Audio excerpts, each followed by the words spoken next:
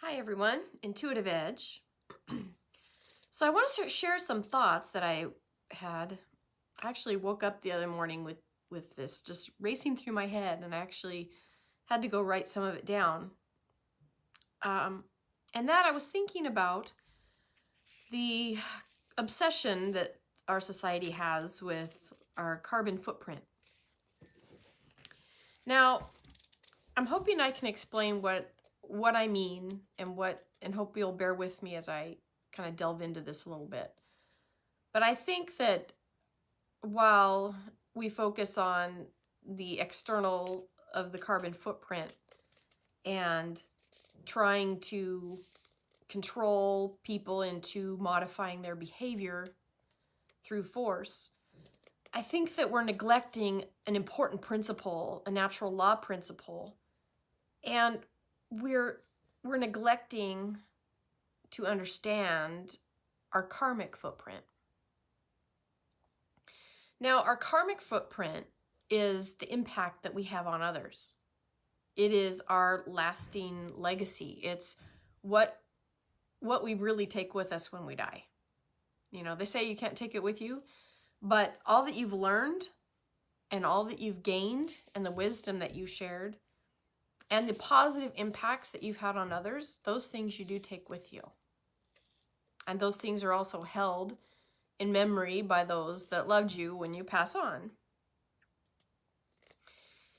The native peoples, let's go back, a couple hundred years, people got along in communities. Yeah, there were tribal fightings and things, but generally people like the native peoples, they lived off the land.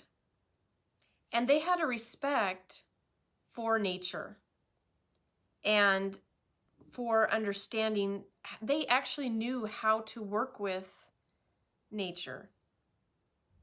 And they understood the laws of nature. They understood that we have to care for the earth, otherwise we won't survive.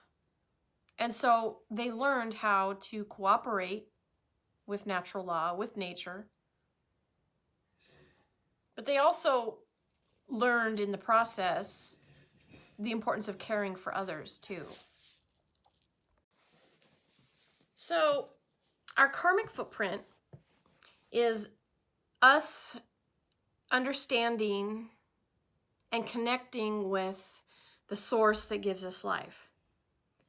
And in modern society, we spend the bulk of our time being disconnected from the world around us. We wear rubber-soled shoes that insulates us from connecting with the earth. We drive around in cars with rubber tires that gives us a layer of insulation away from the elements, and we don't have that connection, that appreciation. That's why people that spend a lot of time in nature, feel that sense of connection. The earth supports us being here. And when people, take that for granted and they don't seem to appreciate the gift of this planet, telling them to curtail their behavior is really useless. It's not going to help when the problem is us as a whole being disconnected. We're disconnected from each other. We spend so much time, electronics are great, but we spend so much time connected through that we're not connecting organically with each other, with the earth, with that plants. The natives learned healing modalities from plants by working with the plants, and they knew they would get things in dreams that would help them know how to utilize plants and how to, for medicine, for people, for healing, because they were in touch with nature. So my emphasis when I talk about natural law, it's getting back to that organic connection with the life that sustains us.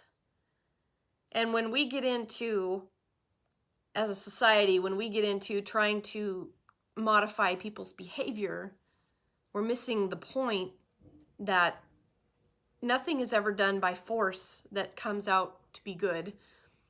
Nature doesn't work by brute force.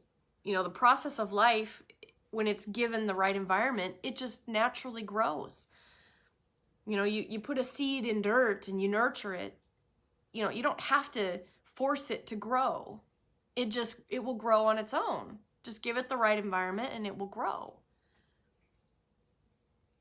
And I think society, in some ways, when we devolve and people are fighting and there's this effort to control outward behavior, and